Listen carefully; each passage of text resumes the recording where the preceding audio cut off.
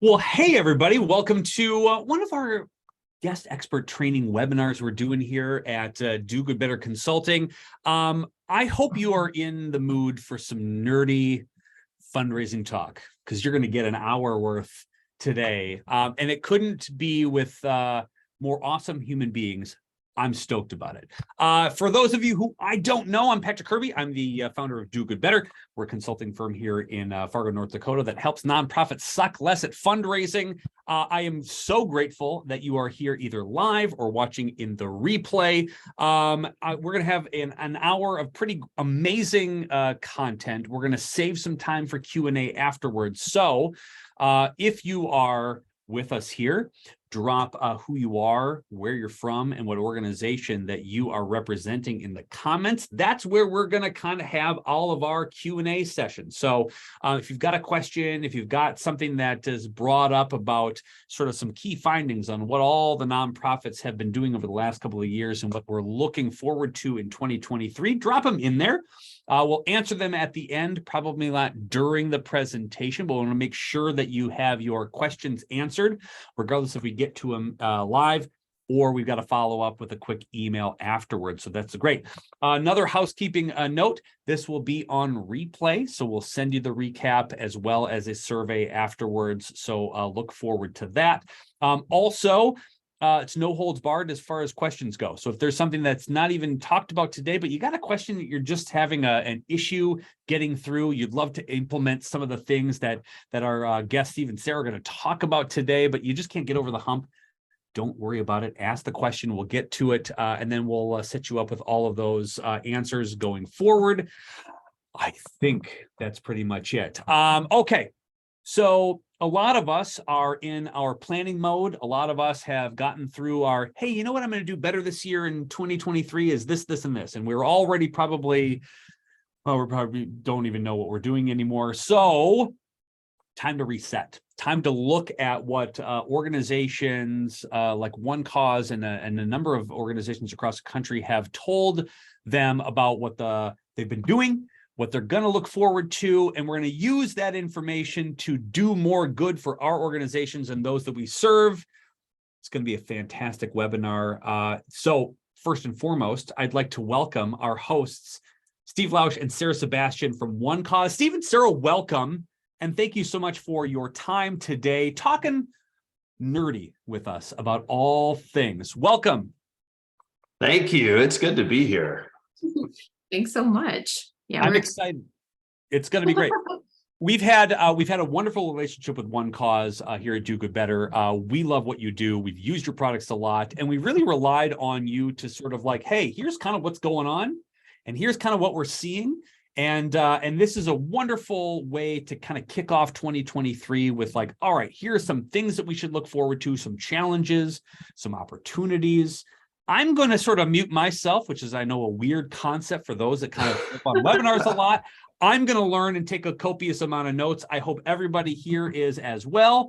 Steve and Sarah, the floor is yours. Thank you again for stopping by and sharing your wisdom and awesomeness with us. And then we'll circle back here in about 40 minutes after your presentation to answer Q&As, as well as any other concerns or questions that people have. So to recap, hi. Thanks for being here. Ask the questions in the chat. We'll monitor those as well. Steve and Sarah, the floor is yours. Thank you. I feel like I need to like amp up my energy levels. I don't know if I'm gonna be able to match that. I'm sorry, guys, but I will talk about a lot of numbers. Just real quick, brief intro so you know who we are and why we're talking. I'm Sarah Sebastian, and I'm the Director of Corporate Communications at OneCause. I've been with OneCause for about a year, but in the fundraising tech industry for going on 8 years now. Outside of work, I have been known to wander into the woods and get lost taking pictures of birds, as Steve very well knows, because I send them to him all the time. Steve, you want to tell us a little bit about yourself too before we hop into these? Sure, and I love getting those pictures because I myself I'm a country boy. I live in central Indiana, but I grew up in eastern Pennsylvania. Before I moved here, I had about 20 years in tech on the marketing side of various different companies. but I did come to OneCause in 2017 and absolutely love the nonprofit world. I love data, as does my colleague Sarah, and so we're excited to dive into some great data today that we hope is encouraging, instructive, and actionable. So. All right, so let's go ahead and just take a quick look at what you can expect from today's webinar. We're going to start off with some quick background on the survey, who took part in it. Then we're going to move into some key findings from the study. We're going to look at performance in 2022 and then challenges and priorities for nonprofits as we start 2023. And I cannot believe it is already February. That's kind of terrifying to me. We're going to also go over how you can start using the information that you learned during the webinar today. And then we're going to wrap up after going through those key findings, have a little bit of time for some Q&A. So let's go. Before we dive into the data, and I will say that word multiple times throughout this presentation, data, I'd like to share just a little bit about the survey behind the study itself. Our sample size was right around 900 nonprofit professionals, just short. And we removed duplicates from the same organization there. This year's survey was in the field in September of 2022. So you've got some pretty fresh, relevant data that you can put to use right away. And Steve, you've been working with the survey for quite a few years. So I'd love to get your take on it. Yeah, this has been, oh my goodness, I think it's going on year 5 or 6 that we've really augmented the survey to the level that it is, and producing it in the terms of the report that you see and can download today. But I like to look around at some of the other surveys. I think it's fantastic to look at multiple pieces of research as you're considering the sector. But I will say that one major player in the nonprofit world publishes an annual nonprofit assessment. It's a big name. I won't say it here because their US segment is usually about 250 nonprofits. And if you do the math, the ability to visualize the nonprofit sector through this research is amazing. So 890 nonprofit pros, nearly 900, cannot overstate how solid a study this is. And it is just, it's a privilege to offer it year after year after year. So let me just maybe offer a couple points that we see here on this slide. Survey respondents represent really a wide spectrum of organizations. It could be the size of the nonprofit. Could it be the vertical, the segment that they are in? But a majority of these orgs are falling into that range that I call the beautiful broad base of the nonprofit world, right? Revenues less than 5 million. And though we hear voices coming from the entire nonprofit world, it is so great to see that part of the nonprofit world represented. Most respondents, they identify the roles within the organization as executive directors, development VPs, event leaders. These are the decision makers. These are the ones that are combing through the technology options. They're thinking through the fundraising strategy.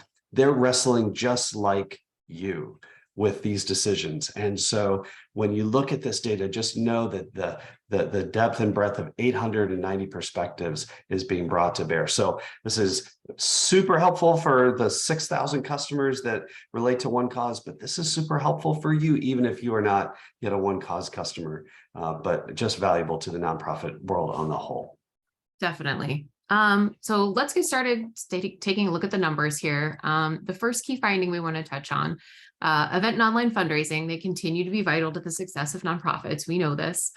There was that digital transformation that was brought on by the pandemic, and that really resulted in nonprofits maintaining that online giving. It's not going away. So 95% reported holding at least one online fundraiser last year, and then 93% reported holding at least one fundraising event in 2022, which was up 3% from the prior year's report. And when we look at budget, when we consider budget, you can see here that over half of the nonprofits that reported into this survey and into this research, they generated 21% or more of their annual fundraising revenue from these two sources, from event fundraising efforts and from online fundraising efforts in the year 2022. If you take a little different spin on it, you'll notice that a quarter of nonprofits are saying, hey, we're raising 41% or more of our annual operating revenue from these two sources. So that tells us that online fundraising, it is as strong as it's ever been. and that crazy pandemic didn't cripple event fundraising. It may have taught us how to be smarter with it. It may have shown us ways to be more effective at it, but it didn't cripple event fundraising. Definitely. So quickly, we're going to change things up a little. We're going to have you answer this in the chat box. So take a quick guess. What % of nonprofits do you think reported having an all in-person event participation last year? Apparently I can't talk today. So are we aiming high here? Do we think it was about nearly 60%, a third, 14%, 75%? Just take some quick guesses. I've got a guess from Patrick. He thinks it's 57% of nonprofits reported having all in-person events. Any other guesses coming through? Let's see. All right. We're aiming high here today. All right. Oh, here we go. We've got about a third. Okay. So let's take a look and see what we can see as far as that in-person event participation last year. Here's the reality. 2022 marked a pretty significant shift back to those in-person fundraising experiences. 3 times more nonprofits reported that they held an in-person event in 2022, and that's a 22-point increase over 2021. So right there, you've got that 32% reported having that in-person experience. Quickly want to touch on the hybrid events as well. So those events with both in-person and virtual audiences remained pretty steady. 56% of nonprofit supporters said that they participated in a hybrid event in 2022 compared to 57% in 2021. So it kind of maintained there. Here's a big change here, however. Nonprofits who reported they held all of their events virtually saw a big drop. That went from 28% to 9% this time around, a 19-point decrease here. Sarah, I love this slide. And I say that because I'm thinking in light of where we were 2 years ago. And if we all look in that rearview mirror far back enough where we were in 2020, we just did not know what was going to happen. We did not know what we were dealing with. And when you look at the data from the 2022 Fundraising Outlook research, so this is not last year's, but from the 2021 data, it projected that nearly 90% of nonprofits would again have some kind of in-person component to their fundraising events. And that is exactly what bore itself out in 2022. 88%, you combine a couple of these segments together, 80% having some variation of an in-person event, whether that's fully in person, whether that's hybrid, whatever that was, we are back in. And I know we're going to talk a lot about hybrid coming up here later in the webinar, but it is fantastic to be back in the ballroom. Not only is that where we are used to fundraising, but that is where we are most likely to meet and even exceed our fundraising goals each year. And the data shows that as well. All right, so now let's take a quick look at fundraising success through the lens of performance against budget itself. So on the surface here, fundraising success looked pretty similar in 2022 compared to that 2021 data. There was a little bit of a drop in organizations who reported raising more than their budget, but this is a huge change from 2020. That's when less than half of nonprofits were fundraising at or above their budget. Huge change. So it's really exciting to see that rebound here, at least at a market level. It's being kind of sustained there. It's not going anywhere, thank goodness. I did say that things looked familiar or similar at the surface level, but we're going to dig into some differences at the revenue level here to show what is up. Yeah, and this is a great example, Sarah, where we're going to start going into some numbers. And so if you're listening to this while you're on your Peloton or whatever, it may be like, okay, I got to go to the website and download this and actually get a visual on this. But let's share some of what we see here. When we zoom in and we look at the success rates at the revenue level, at the annual operating revenue level, we're seeing that many of our small organizations reported, let's call it mediocre performance against their 22 fundraising goals when compared to larger organizations. So a third of orgs with an annual operating revenue of less than $350,000 reported not performing well against their budget, 1/3. And 25% of organizations with an AOR, annual operating revenue, of 350,000 to 1 million said that they were raising less than they anticipated. So a lot of those smaller organizations may still be struggling a bit. We'll consider some ideas as to why. We're going to get to slides to talk about challenges. I think there are also, if we look at it as, spin it a little bit, we look at opportunities for how to change the tide a little bit. But looking at those larger organizations, those with the annual operating revenue of over 5 million, about 90% reported being in line with or raising more than their 22 fundraising goals. Mhm. All right. Steve and Sarah, can I ask you one quick question on the number of donors? This seems to be really in line with the trend nationally for the last decade of fewer donors, larger gifts. And so you've got, sort of the smaller and medium-sized nonprofits who really want to get their funnel churning on more people and more folks at their events so that they have the potential to have those fewer individuals give more. And what I think you just showed there is exactly what we've been seeing for a while. So, I mean, this has been a decade worth of some things that are just being proven, I think, even more clearly here for small, medium-sized groups. Mm-hmm.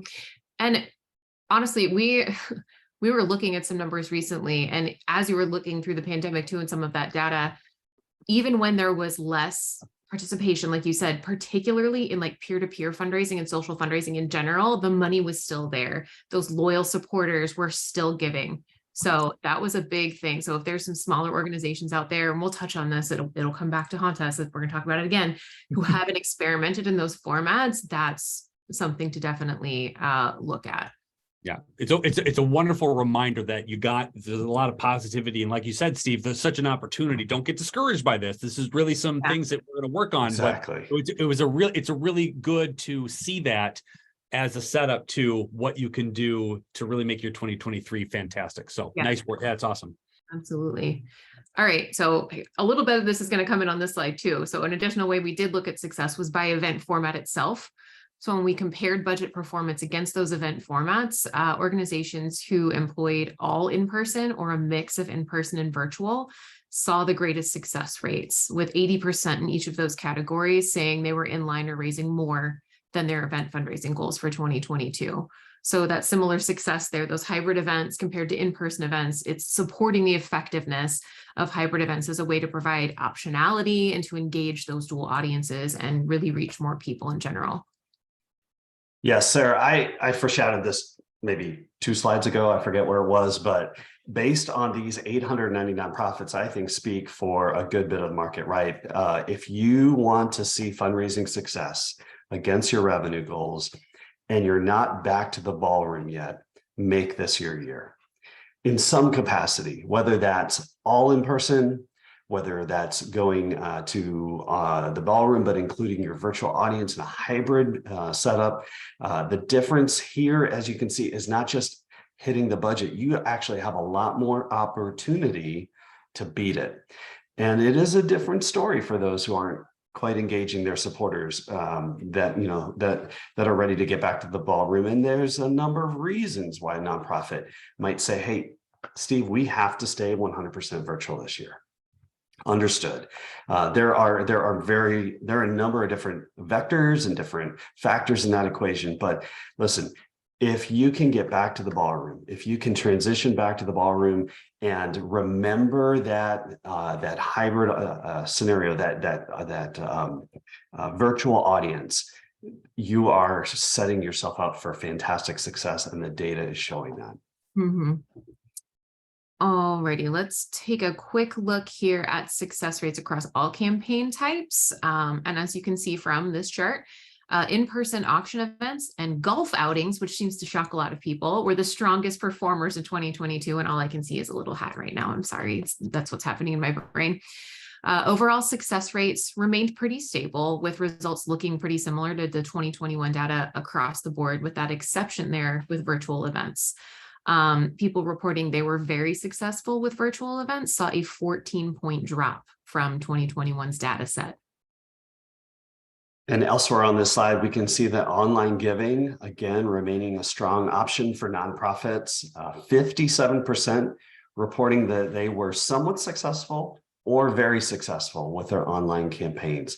So that's strong, especially when you consider the number that we saw at the beginning with just how many nonprofits are engaging in one or more online giving campaigns. So there's a lot of opportunity as well around DIY campaigns, peer-to-peer, supporter-led fundraising. I know there's a lot of different terms that get tossed around for that, but this type of fundraising really offers a great return, especially in new donor acquisition, which is a theme that we are going to hear throughout the course of this webinar and throughout the research that is published. So it seems like a nonprofit is clearly voicing a need that, hey, we want to be able to do this better. You can see that on the yellow and the red part of that line, but it's still a tremendous option to really grow that exposure, that voice, and certainly the donor acquisition and potential for retention.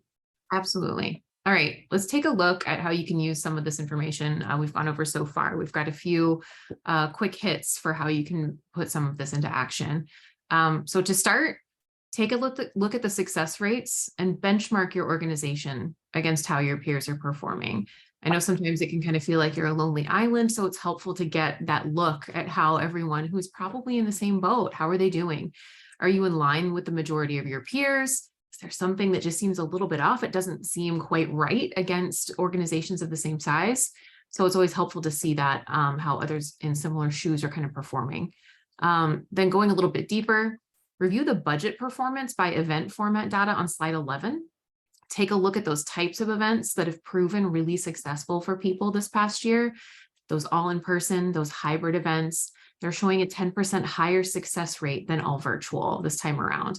So do you have these event formats on your 2023 calendar? Is there somewhere you can work one in to see, hey, is this going to work? Is everyone going to start, kind of showing up in person? Are there just a few that still want that virtual aspect? Experiment a little bit and see what is going to work for you based on what worked for others.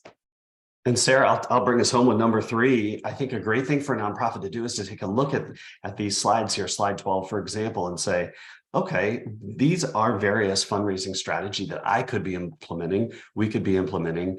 Maybe it's not just our in-person gala that we can do. Maybe we can add that golf event for the first time. Maybe we can try a donation-only luncheon and maybe, just set aside the auction complexity for one event. But just to see, is there another way that we can capture new audiences, new gifts, new opportunities? Mm-hmm. But for now, I think we're ready to talk challenges. This is one of my favorite parts of the research that we do year over year. Okay, I'm ready. I'm ready for the challenge. You're ready for the challenge. Pressure from the pandemic, it continued to ease in 2022.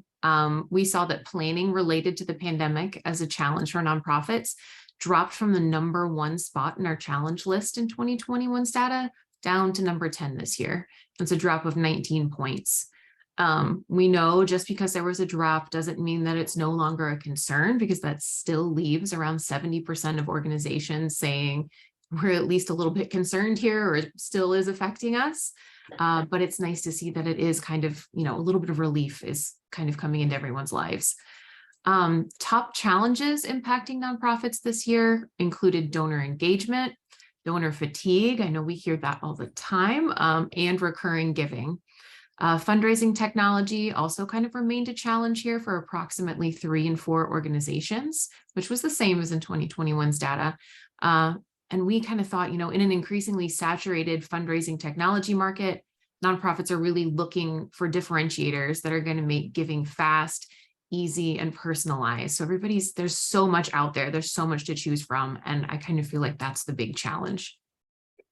And Sarah, and Patrick, I love how we can look at this, and I'll just put myself in the we of the nonprofit and just say, look, I'm not alone. There are so many others that are facing similar challenges, struggling, if I may use that term, with similar challenges, but we can succeed through these challenges. Take a look at that again, and I'll go back to what Sarah mentioned here. Look where COVID is. Look where COVID is compared to where it was 2 years ago, 3 years ago, right? The budget, the impact that was in 20 That used to be our highest rated challenge. No surprise, right? We've all been through it. Planning, that was 2021's biggest, right? I think we're out of it. Maybe we're out of it. We're not out of it. Maybe we're going to go back to the ballroom. Oh no, Omicron. Okay. But now we're moving past that, and we're so grateful as a community because now we're getting back to those donor-oriented challenges that we can actually address. Fatigue, recurring giving, retention, engagement. That's where we can do some real work and see some real opportunity and growth. Yeah. I have a chat box poll for you, and I know this slide looks intense because there were so many challenges on the previous list, but if you had to pick one challenge, what would you rank as the top challenge facing your nonprofit? And maybe, Sarah, as people are putting their answers in the chat, if you could type that out. I know there's A through M here, so I guess we could cross-reference, but what is your top challenge facing your nonprofit if you had to pick one? I know we've heard a lot about donor fatigue. Interested to see what people say. You know, it's funny, we just had this conversation yesterday, and it's the retention that seems to be one of the biggest things that people are really worried about, just because they don't know where new donors are coming from, and the pressure to keep people in while not knowing where new people are coming in. And I think Steve, you kind of mentioned it at the top too, where I think businesses and individuals who are feeling the pressure of a recession are going to contract the number of giving places, or the places they're going to give. So how to maintain your organization as top of mind to other donors, I think, is a stressor that almost probably is most recently climbing the charts of this as well. And we got a couple of answers for the donor retention out of the gate right here too, which just seems to be in line with everything that we've just been hearing about within the last 24 hours. Yeah, you hear a lot about that attention economy, and everybody seems to be picking up on that. It's the same in the nonprofit world. Like, everybody started reaching back out and through digital avenues, and they're like, "Ooh, this has been really successful." But then everybody jumped on that bandwagon. So it's figuring out how to really stand out in all of that. And I do see those donor retention answers coming in. So that seems to be an issue. So let's take a little peek on what's coming up next. We broke these down. There are a lot of ways to look at the challenges, all of the information related to nonprofit challenges, but we wanted to touch on a view that we found particularly interesting here.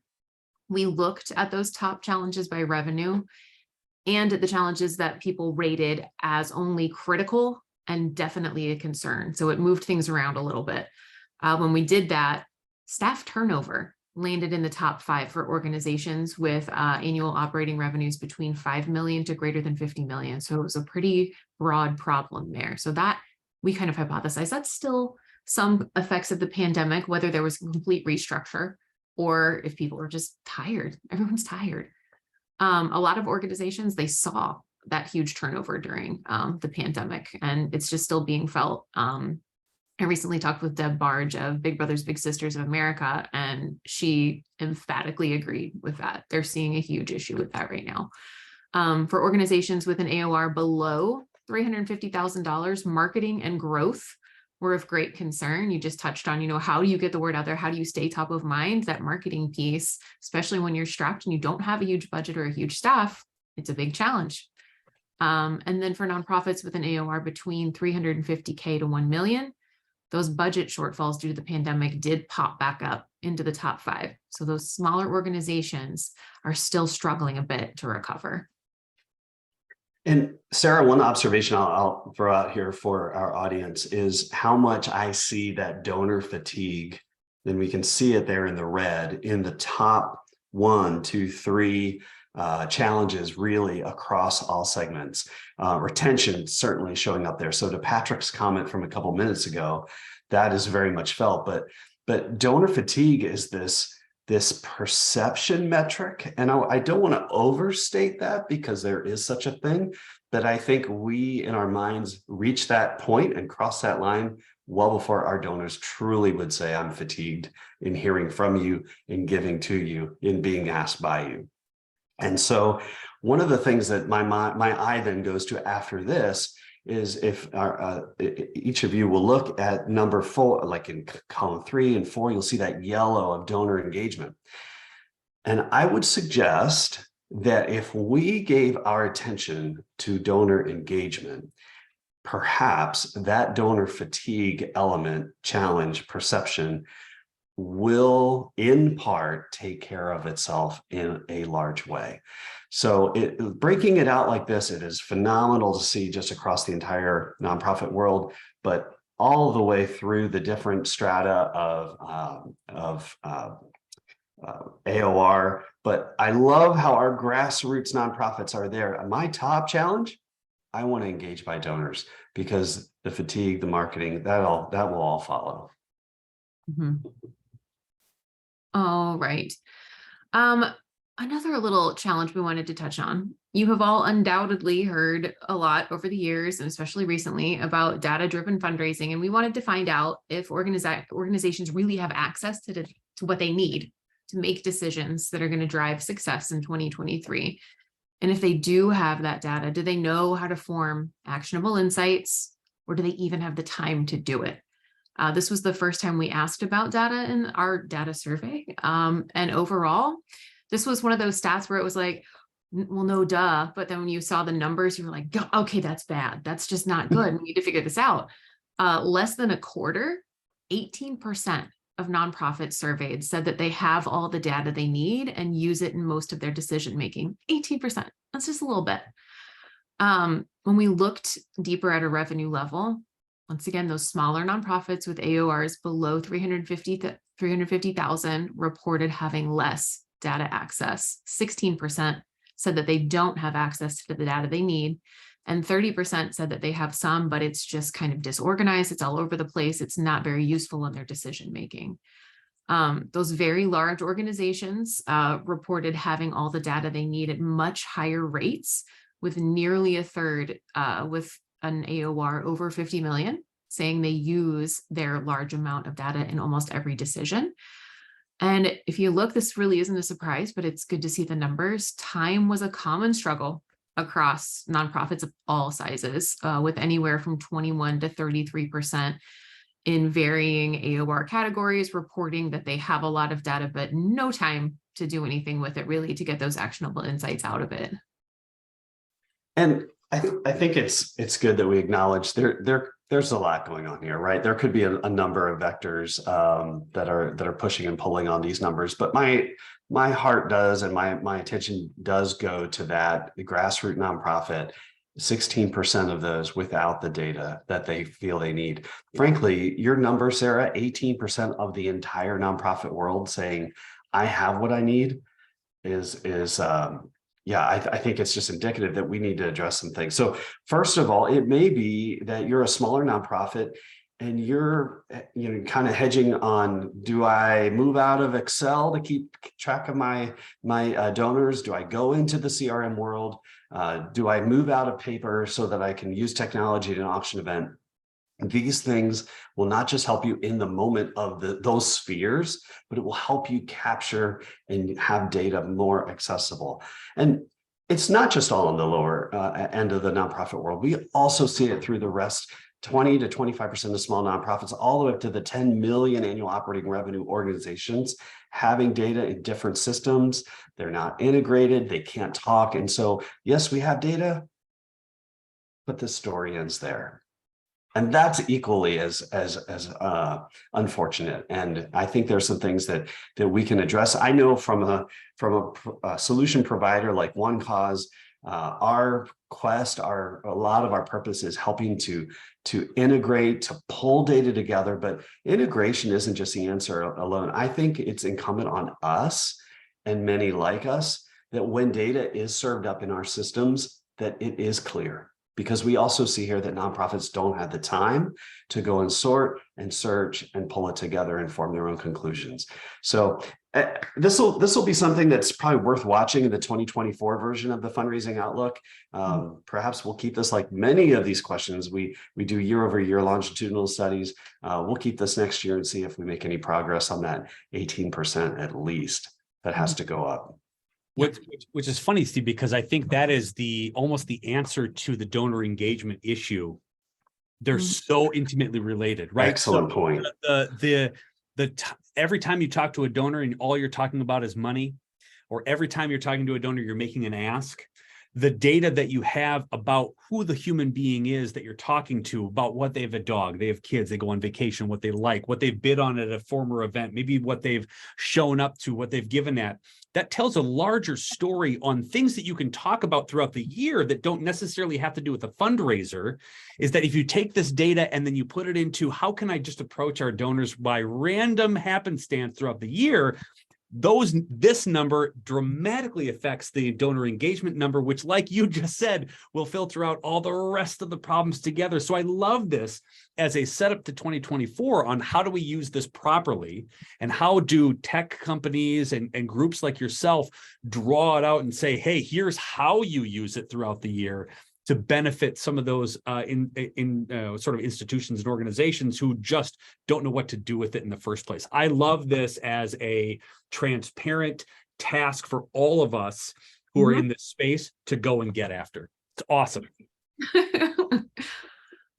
are going to ask you one more question because we do want to get audience viewpoint on how successful you feel you are at using data to make those data-driven fundraising decisions. If audience sentiment kind of mirrors what folks saw, do you not have the data you need? Do you have some? It's just a crazy mess of spaghetti and not useful. Do you not have the time? I know most people have kind of come down to, I saw a lot of responses about time in some of the past presentations that we did. So let's see, I have some data, but it's all over the place. So we have a spaghetti answer from Melissa. So it's everywhere. Yep. All right. So let's see. It's good to know that you guys are struggling. Not good to know that you're struggling, but you're not alone. The Lonely Island thing that came out totally wrong. So let's talk a little bit again about how you can put some of this into action here. What can you do? Number one here is going to tie back into those challenges. There's been that historical disconnect we've talked about between donors and nonprofits when it comes to donor fatigue. Donors do want to hear from you. And if the communications they're receiving are worthwhile and engaging, like Patrick mentioned, if you can tie that into something you know about them and their lives, they're going to pay attention and they're not going to be fatigued. I have something on my desk right now that I count as, keeping me engaged. I mentioned the birds here. It's coming out, guys. And I get a lot of communications from American Bird Conservancy, like a lot, but they got me. You know how they offer, like things with your donations. There's this great book. I don't know if you can see it, but it was a coffee table book, Bringing Back the Birds. Guys, I made a donation I didn't intend to make because they sent me this communication that was relevant to me, really caught my eye and pulled me in. And there was a match going on at the same time. And I was like, heck yeah, I'm going to make this donation. I get this really great book that I'm really interested in. This communication meant something to me, and it's for a cause that I care about. So they did a really good job of like knowing what was going to get me. But you can consider running kind of a short survey for your donors if you don't have that information right off the bat. Just something really quick, get some interests out there. Ask them which channels they want to be communicated through and how often they want to be communicated with. It's a great place to start. At least get some baseline data there for yourselves. And when it does come to the actual numbers, we know that it can be overwhelming. If you feel like there's too much to focus on, don't. Start small.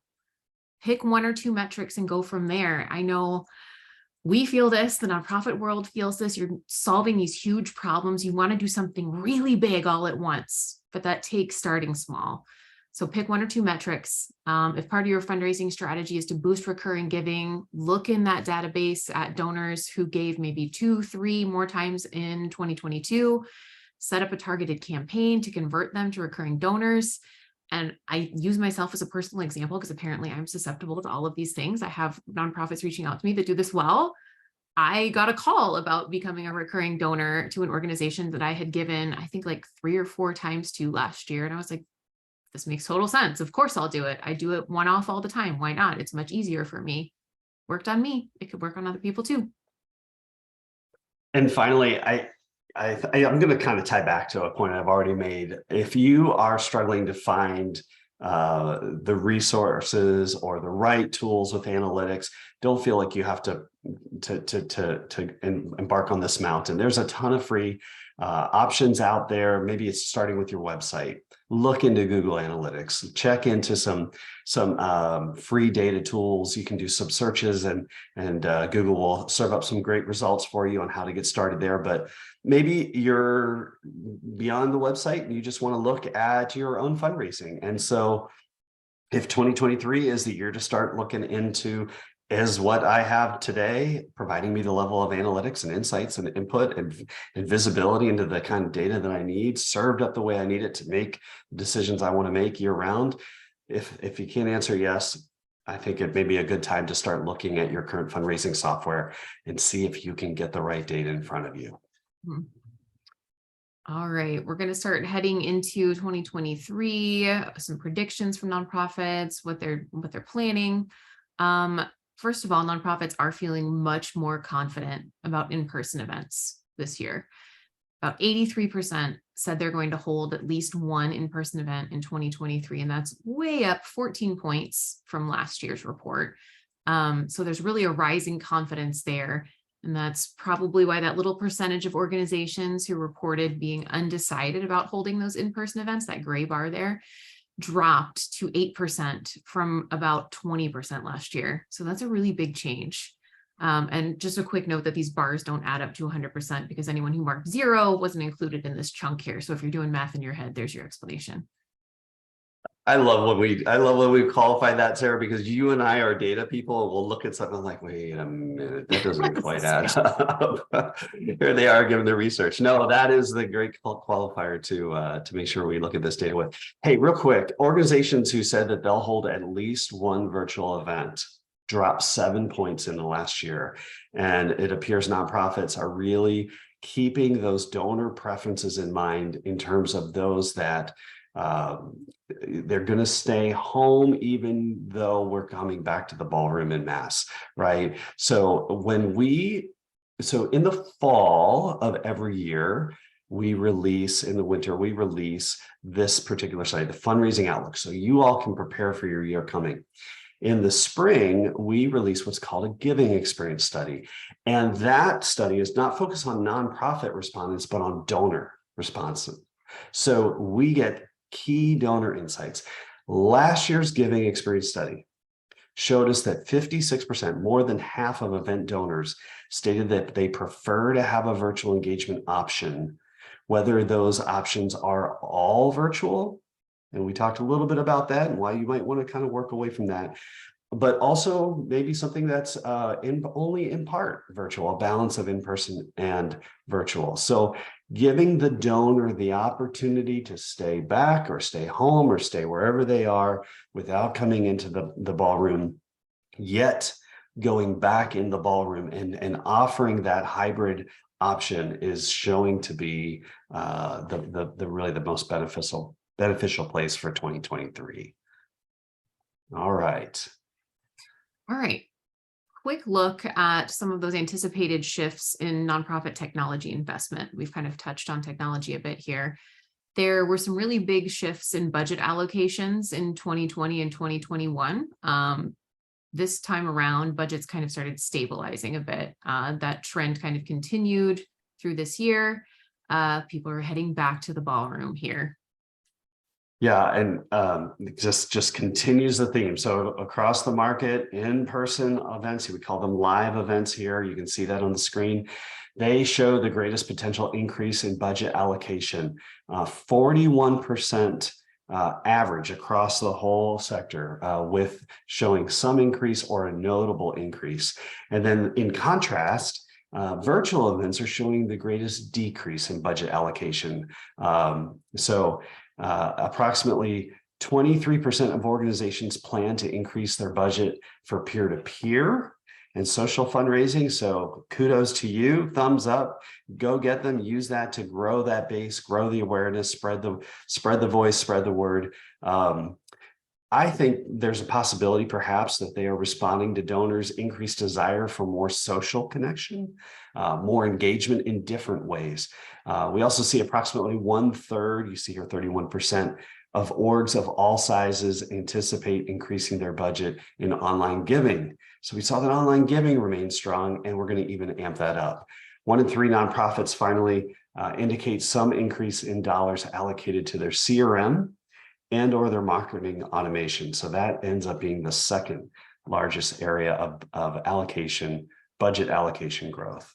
And Patrick, I don't know if you've seen this, but I have noticed, and since we talked about, getting the word out about organizations is a struggle, I'm seeing more and more like nonprofit specific marketing tools kind of popping up in the market too. That seems to be the next like bloom of companies that are being formed. Have you seen that as well, or am I just imagining things? No, they're coming up out of the woodwork. And I think it's from the idea that nonprofits are stretched so thin, or at least they're trying to, I need to do everything and be everywhere at the same time, where in reality, find your niche and know your people, right? So just what you said earlier, like, hey, send a survey out and ask some really specific questions and get some real good data.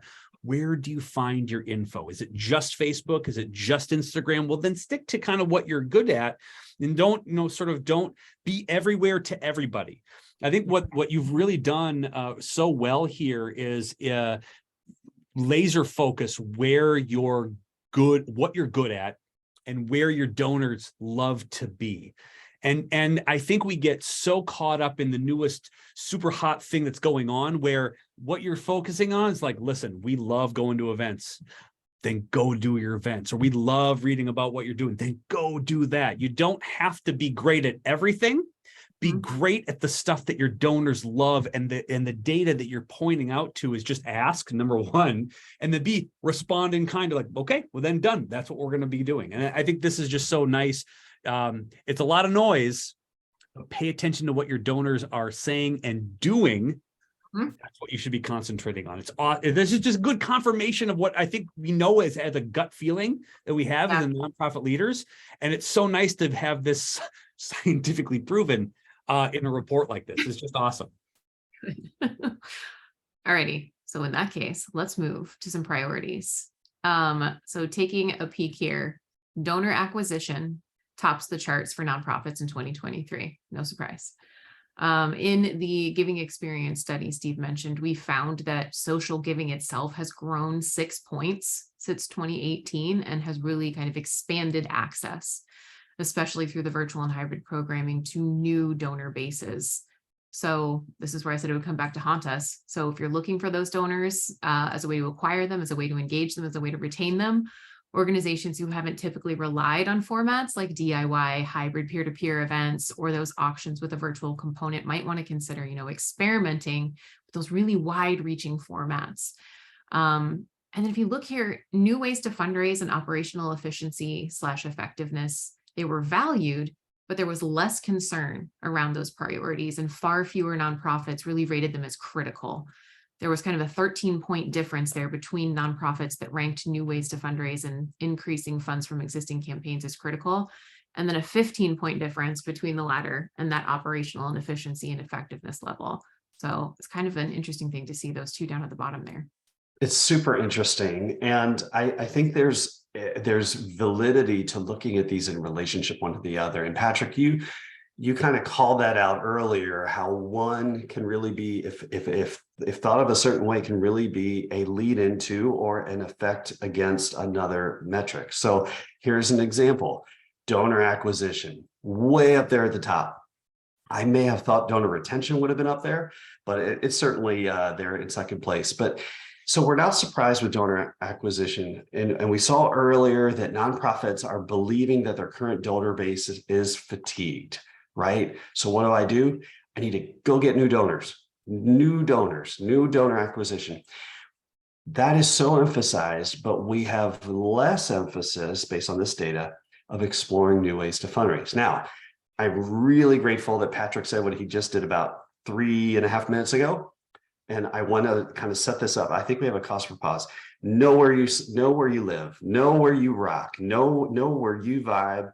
And then what I would say is draw a little dotted line around that and just test that a little bit. Because in this example, if nonprofits are willing to consider one slightly different fundraising strategy and test it, particularly if fundraising software makes that easy. Okay, we just talked about how there are different tools and different solutions to help automate some of this, or equip you to do it with a lot more ease and insight. If you're able to do that, that new strategy of fundraising may actually provide the very source from, guess what, where these new donors come from. So there's a lot of options out there to drive new giving. You might try a text to give, very simple text to give program, online giving, maybe amp that up. We talked about peer-to-peer, adding an auction to your event, whatever it may be, ultimately acquiring donors, keeping those donors. We know that that's important, and nonprofits are ready to double down on acquisition and retention in 2023. I'm going to say I'm going to get crazy on you. In the interest of time, I'm going to skip this last poll about the priorities just so we can get to some Q&A. But if you do, as we're kind of going through, want to kind of drop in the chat, what one priority would you rank as critical for your organization in 2023? Please do drop that in, because I just want to take a look at it at least after. I'm very interested to know. So quickly, we're going to kind of wrap up with this last putting data into action piece here. So the report overall that we just kind of gave you a real high level review of provides a really good snapshot of where nonprofits are finding success, as well as those challenges that most are facing. So just going to really take the opportunity to evaluate your own fundraising strategies, look at that event calendar, and Steve just touched on this. Find your dotted line, go past it just a little bit, experiment with some of those new formats to see where you may be able to get some new donors in the door or engage some of your existing donors in a different way. So try to find those areas to improve those existing activities and look for opportunities to kind of expand that fundraising mix just a little bit, but don't go too wild, because that's a lot to put on your plate all at one time. Number 2 on here, your donors interact with your organization through marketing automation. They're cultivated according to records in your CRM, and they're either delighted or they're disappointed based on their experience with your fundraising tools. So, it's time to make sure that you're using technology that helps you identify and communicate in accordance with donors' really unique preferences, so that they're experiencing really satisfying interactions with you at every touch point. I think Patrick touched on something earlier where, it's not just about that transaction. There are all of these other touch points here that you need to pay attention to that build the bigger donor picture altogether. And bringing us home on number 3, we saw in the data that a lot of orgs, most orgs, in fact, reported having access to a tremendous amount of data. They just didn't have the time to make sense of it, or a way to form insights that said, hey, go do this. I should go do that. And when you look at the amount of data that comes in, it's easy to get paralyzed, right? That analysis paralysis that maybe you've heard of. So the answer here, start small. Choose a data set. Choose 1 or 2 points that maybe you want to zero in on and see if there's something that you can do. So I'll just give you, for example, if you hope to increase recurring giving, so that was a challenge that we saw in the challenges slide, start by focusing on those metrics alone, okay? I'm not saying the others aren't important, but just start with that. Evaluate your tech stack, see what it's able to set up for you, if you're getting the sufficient data analytics that you need, the insights that you need, and then audit how your organization is using that data in your actual fundraising practices and across your teams, across your roles, and then take the next right step for that. When you've experienced success, just adjust and take a new small piece of metrics and work with that, and then you move on. Get that snowball effect going. That snowball effect. And that's pretty much a wrap for us. QR code will take you to download the report. Patrick, are they getting a follow-up email or anything with a link? I know you've got that. I wasn't sure. Indeed, they are in the notes for the replay. There's download will be right there as well. So you're going to have access to all of these. And I know we're kind of coming up on time because we like talking about this stuff, and our time is already up, which is crazy. So if you do have a question, feel free to email us here. Either at patrick@dogoodbetterconsulting.com, or we'll drop Steve and Sarah's email in to just get them directly. Please do download this information. It's fantastic. If we can just do one question, because I think when people have questions about the data that they want to download, is there 1 or 2 that you would suggest? Let's just say you're a small, medium-sized nonprofit, and the concept of downloading or asking for data pieces to begin your analytics is something that is so foreign that you've never even thought about asking that, or what to ask for, or what to ask your donors of. Is there 1 or 2 pieces of data that you just really love people to have. And while you think about that, I'll go first because I don't want to put you on the spot totally, just kind of ruminate I'm around. ready. Because I think one of the great ways that you can use what Steve and Sarah just presented on how to engage your donors and find new ones is through people who just talk really nicely about it because you've been really interesting as a human being to talk with people, is ask your donors and participants on how they like to be thanked. Mhm. Do they love to be praised publicly, or do they very much shy away from that? Do they love a thank you note? Do they love a thank you video? Do they not even want to be recognized at all? What is that? I guarantee you that no one in your peer group, if you want to be separated from your peers regionally or nationally or wherever, ask your donors what they like to do to be recognized and showed appreciation, and then take that data, pop it into your software that you use appropriately, probably OneCause, to make sure that you remember after an event how they like to be thanked. And now you've personalized something that is not necessarily asking them for money, but showing how much you remember and care about them a little bit extra. It's one of my best tips, and I love sharing that with everybody. And you've set this table nicely up, Steve and Sarah, for like, hey, this is some of the data that you have. Do you have a favorite that you like to ask, or at least start off with if you were collecting data in the first place?